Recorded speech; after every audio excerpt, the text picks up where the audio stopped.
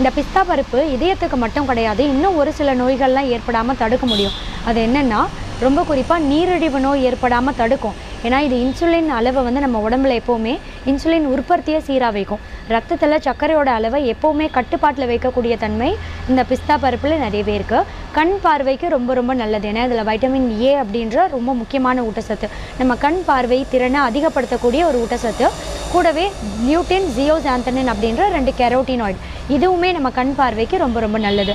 இதெல்லாம் சேர்ந்து ஒன்றா இருக்கக்கூடிய ஒரு சிற்றுண்டி இந்த பிஸ்தா பருப்புன்றதால வயசாக வரக்கூடிய மேஸ்குலர் டீஜெனரேஷன் சொல்லுவாங்க. அதாவது கண் பார்வை மங்க ஆரம்பிக்கும் இல்லையா வயசாக, இதை வந்து டிலே பண்ணும் கொஞ்சம். அதாவது சீக்கிரமே வரக்கூடியதை டிலே பண்ணக்கூடிய தன்மை பார்த்திங்கன்னா இதில் நிறையவே இருக்குது. கண் புரை, நைட் பிளைண்ட்னஸ் அப்படின்னு சொல்லக்கூடிய மாலை கண் நோயெல்லாம் ஏற்படாமல் தடுக்கும்.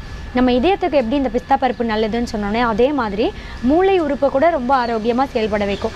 பிரெயின் ஃபங்க்ஷனை நல்லா